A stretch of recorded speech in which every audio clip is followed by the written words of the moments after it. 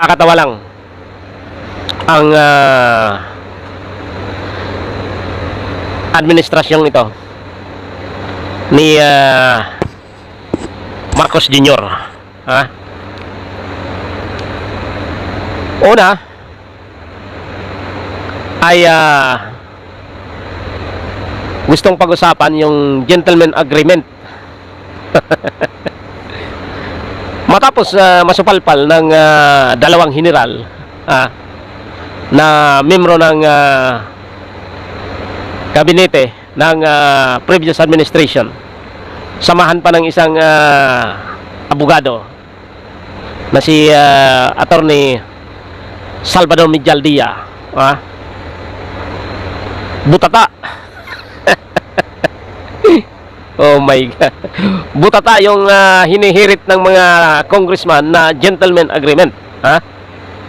So ngayon, palibas sa palapit na mga idol yung eleksyon, humihirit naman ang ilang congressman na pag-usapan yung issue ng mayroon daw katiwalian sa purchase o sa budget ng Department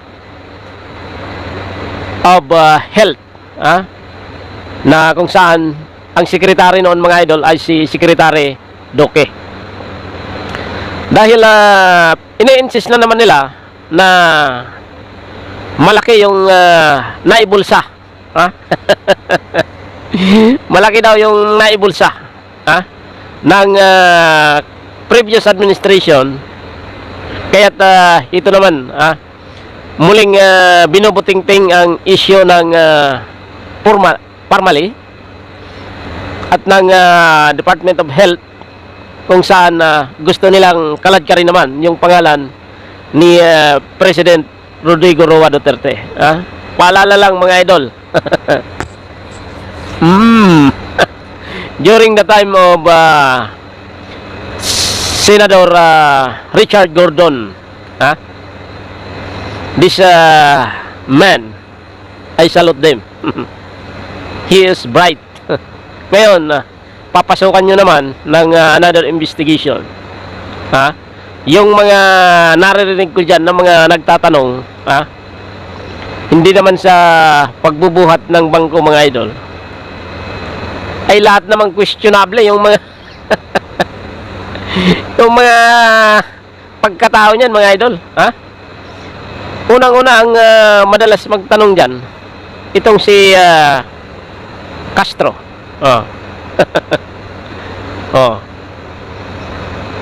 At yung kanina ay si Stella Kimbo. Tanungin nga natin ang sambayan ng Pilipino, ano bang nagawa ng mga taong ito? Baka pinapasahod lang natin yung pinaghirapan ni Juan de la Cruz ay napupunta lang sa kanilang mga pagpapaganda, mga pantapal.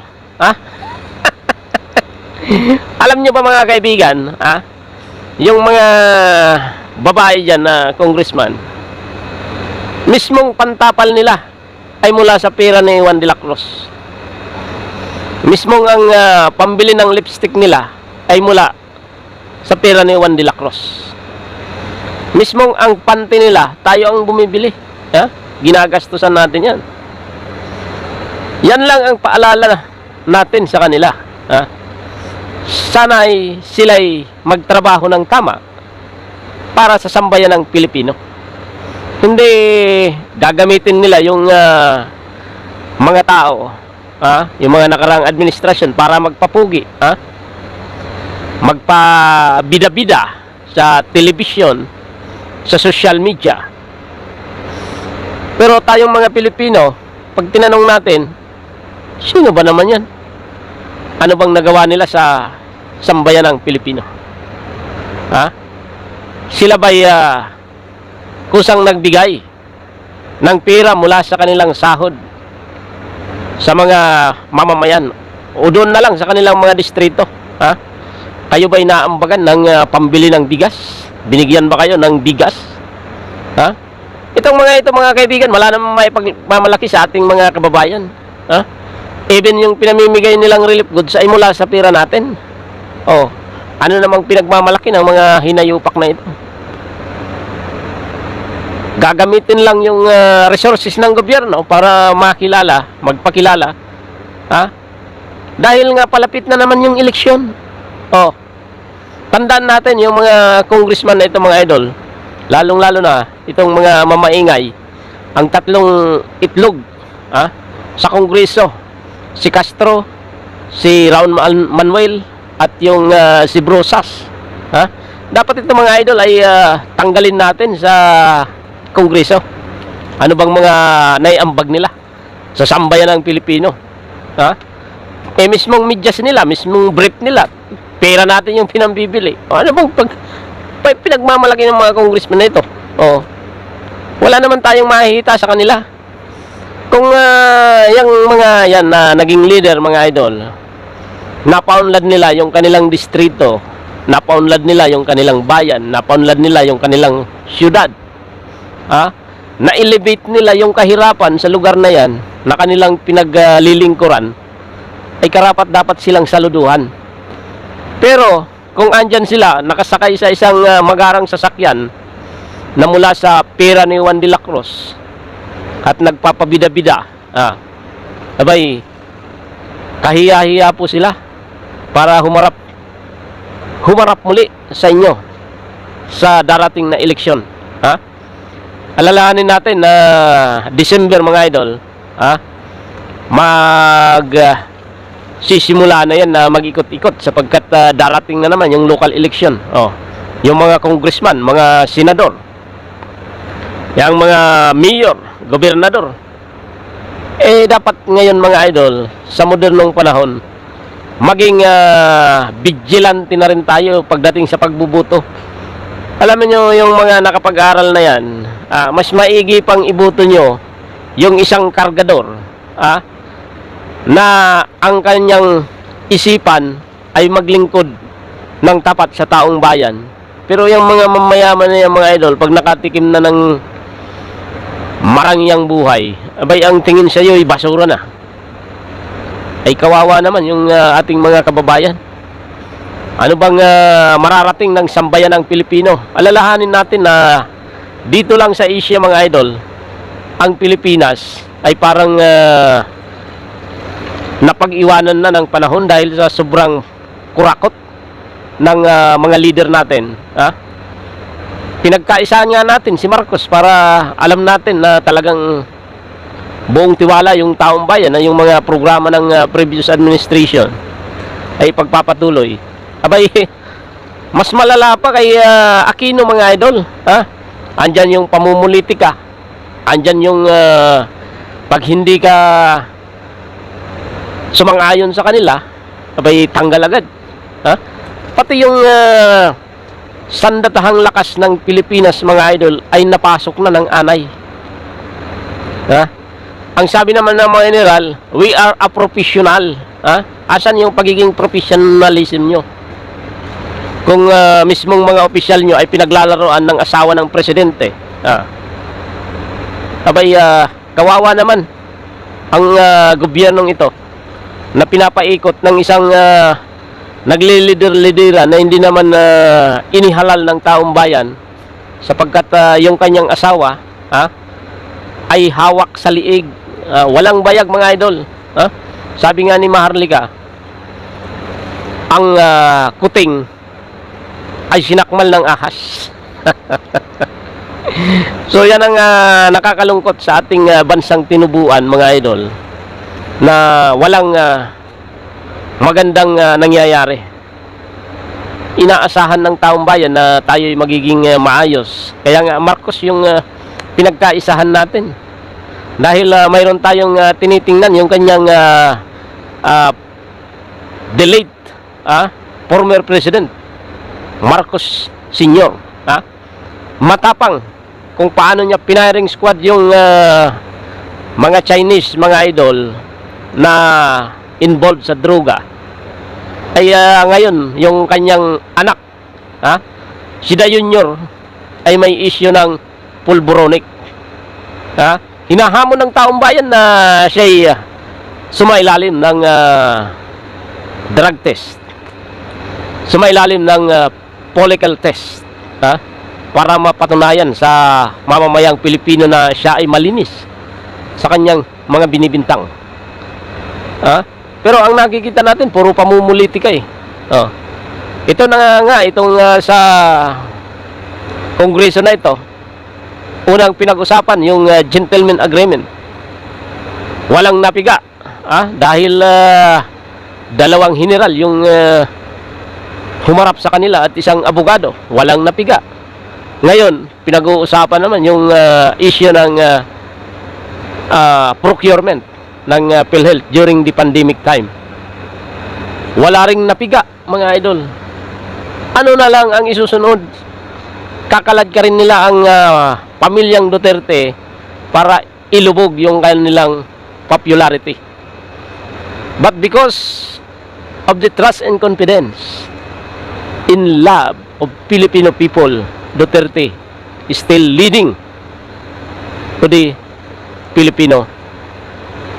Until now, mga idol, Vice President Sara Duterte, enjoying to become a top and trusted leader in the Philippines. Oh. Asan yung mga magagaling dyan, naggagaling-galingan sa Senado, sa Kongreso? Wala man. Titingnan natin, mga idol, ang susunod na resulta ng eleksyon. Kung pabor ba sa administration. Ngayon pa nga lang yung mga balinbing nating mga congressman na pinaglihi ng kanilang magulang sa water lily, ayun, nagpaanod na, sumampa na sa partido ni Marcos sapagkat alam nila na marami yung tinatawag na pataba dyan. Ang nakakalungkot dyan, mga idol, yung gagamiting pataba mula sa pawis ng sambayanang Pilipino, mula sa taxes ng mga Pilipino, mula sa mga pirang remittance ng mga OFWs, ang isipin lang natin, sila'y parang anay na lang. 47 billion. At siguro naman, hindi lang isang member ng DOH ang involved dito. Actually, 11 to, no, Madam Chair. So, kung bubusisiin ko to isa-isa, tatanungin ko kung ano yung mga naging process, bakit nagkaroon ng ganito. So, Madam Chair, diretso na lang po ako kay, kay Secretary, former Secretary Duque. So, you have transferred, your office transferred 47.6 billion to PSDBM without the MOA. Tama po ba, Madam Chair? Tama po. Hindi po kami nag-MOA batay po sa PSDBM Manual of Procedures. Hindi daw po sila from the very start requiring MOAs for common use supplies and equipment. And the PSDBM is here, Madam Chair, to perhaps validate what I said. Okay, mamaya na po ang PSDBM. Marami rin po akong tanong dyan, Madam Chair. So walang MOA. So, ibig niyo sabihin, ipinagkatiwala niyo na lang po itong 47.6 billion sa PSDBM. Walang terms of reference between parties, including yung mga technical specifications or quality standards ng mga items to be procured, delivered, or schedule and remedies in case of default. So, basta binigay nyo lang po yan. Para saan po yan? Ano pong mga deliverables ang gusto ninyong mangyari dyan sa 47 billion, Madam Chair? Madam Chair, yung pong transfer ng funds, yan po ay batay sa 5 o 6 na batas. Yung letter of instruction 799 EU 359, yung AO 285 reiterated. Huwag mong banggitin yung batas na yan kasi alam nating di alam yan ni Castro. With due respect, former secretary, no? Ang tanong ko po, yung 47 billion na yan, ay para saan yan? At ano-ano? Ano ba ang mga equipments? Yan ba ay mask? Yan ba ay COVID-19 ano man yung pangangailangan yan? So yan na lumalabas yung pagiging gubo ng mga congressman, mga idol. Ang tanong ko po Nagpatawag sila ng Senate hearing, hindi nila alam kung ano yung kanilang pag-uusapan. Sa PSDBM, wala man lang kayong MOA, wala man lang kayong nilagay na ano bang mga items ang kailangan ninyo, yung mga terms and condition, etc. Kasi alam ko po may mga standard din, kahit na yung mask, kahit na yung face shield, kahit na COVID-19 vaccine, di ba? Meron dapat yan. So, wala lang, binigay nyo lang dahil may ganyang may mga sinasabi kayong batas po. At ang isa pa po, ito ay inauthorize ni former President Duterte. Tama. Ayun, lumabas na yung in his public pangalan ni Duterte. The transfer was done because of the public health emergency which he declared sometime in March. Yung pong katanungan, ibalik lang po, Madam Chair, may listahan na po ang Procurement Supply Chain Management ng DOH kung pwede po ang Madam Chairperson to instruct the DOH Procurement Supply Chain to furnish a copy of all the items that were procured with this amount, Yes. Madam Chairperson. Yes, thank you, Madam Chair. Kasi sinasabi niyo po kasi, former Sec, sinasabi ninyo dahil sinabi ito ng mga sinasabi niyo mga batas. Pero ang tinatanong ko po, So, ayan mga idol, yung style ni Castro pag nagtatanong, parang humarap siya sa pagdinig na yan na wala siyang alam, wala siyang preparation. Ang sa kanya basta makapagtanong, okay na. Pero hindi natin nakikita natin yung kababawan ng kanyang mga sinasabi na parang malayo doon sa dapat ipagtanong. Kaya nga itong si Duki pag nagsasalita ay normal na normal, sapagkat confident siyang sagutin ang lahat ng itatanong. Ang problema, nakakatuliling sa tainga yung mga sinasabi nitong nagtatanong na parang common na lang, parang hindi congressman kung magtanong, mga idol, na dapat kung mag-iimbestiga ay laliman naman, laliman yung sistema ng pagtatanong. Kailangan may nakasunod na mga figure or fact. Sa kanya parang usapang kanto lang yung nangyayari. kung kayo mismo ang nag-order sa PSDBM ng mga ganitong items, so sa inyo po ba nanggaling yung mga items na in-order o yung PSDBM yung nag-decide kung ano lang yung mga dapat na bilhin? Hindi ho. Galing ho sa DOH kasi end user ho kami. So, yan po, may mga... So, doon pa lang lumalabas na malayo. Malayo sa katotohanan yung mga sinasabi nang nagtatanong, abay, pag ganito, itigil na natin yung ganyang usapan, mga idol, sapagkat hindi nakakatuwang pakinggan. At para sa mga Pilipino, ang usapang ito ay tapos na. Ngayon, kinakalkal nila dahil panahon ng eleksyon, magpabida-bida na naman sila. Kahit anong pabida nila, kahit anong sabihin ni Tambaluslos, mga idol, bagsak pa rin. Bagsak ang kanyang rating. At walang Pilipino na gusto at maniwala sa kanya, at walang Pilipino na gustong ibuto siya kung ano man ang kanyang tatakbuhan sa national position. Yan ang malinaw. Kaya kahit anong gawin nila, na papagtahulin nila yung kanilang mga aso, lurayin ng lurayin ang Duterte, sapagkat yun ang nakikita nilang hadlang sa kanilang mga balakin. Ang taong bayan, ang sinisigaw, Duterte pa rin. Yan ang malinaw. So yan mga idol, yung ating napag-usapan lang na hindi na katanggap-tanggap para sa mga Pilipino na pag-usapan yung mga bagay na wala na rin na mangyayari. Ang hinihingi ng sambayan ng Pilipino, gumawa kayo ng nararapat na batas kung paano pababain ang bigas, pababain ang presyo ng asukal, pababain ang presyo ng mga pakain sa baboy, manok, pababain ang presyo ng mga fertilizer, ng mga pesticide na gamit ng mga magsasaka. Itaas ang presyo ng palay, at ibaba ang presyo ng bigas ayon sa dapat na maging price ceiling.